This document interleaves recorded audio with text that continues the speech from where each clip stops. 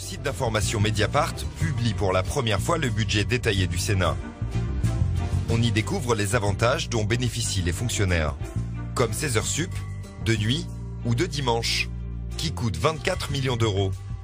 Un complément mensuel de 1 700 € en moyenne pour chacun, même pour ceux qui ne travaillent ni le dimanche, ni la nuit.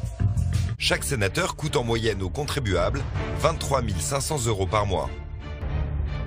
Secrétaire ou dactylo gagne environ 5 000 € par mois.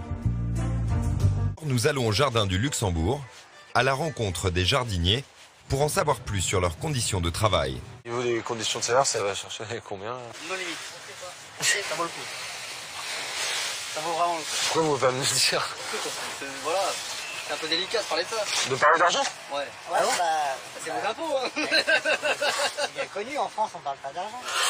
En Amérique. Ça vaut vraiment le coup. Voilà, je peux pas vous en dire plus. Vous avez combien de semaines de congé alors? Il y a assez...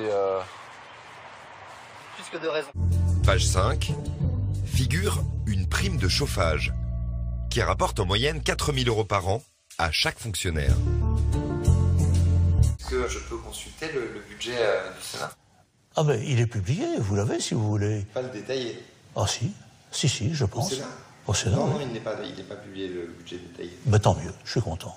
Parce que j'estime que c'est pas la peine que tous les gens regardent des choses qui vont être incapables de commenter, et ils auront certainement peut-être des réflexions idiotes. Je pense que tous les gens ne sont pas capables de comprendre. Voilà la carte, restaurant du Sénat. Vous avez des plats, alors évidemment, hachis parmentier de bœuf, foie gras fumé, d'eau de cendre rôtie à la moelle, fondue d'épinards, beurre rouge. Et le chef aujourd'hui propose aussi un vol au vent de homard et coquillages, jus pressé de carapace, les fromages, plateau de fromage affiné, salade de saison au fromage blanc, et puis les desserts. Gratin de fruits, sabayon au calvados, millefeuille à la vanille, baba au rhum, mousse au chocolat. On a entendu le questeur Bernard Sauget dire dans notre enquête, je cite, « Je suis content que les comptes du Sénat ne soient pas publiés parce que tout le monde ne peut pas comprendre. » J'estime que c'est pas la peine que tous les gens regardent des choses qui vont être incapables de commenter, et ils auront certainement peut-être des réflexions idiotes. En tant que citoyen, quelle est votre réaction? C'est dramatique. C'est dramatique, en fait, c'est de l'argent public. Et le questeur donc, fait partie des 3 personnes en charge, je dirais, du budget de l'Assemblée nationale.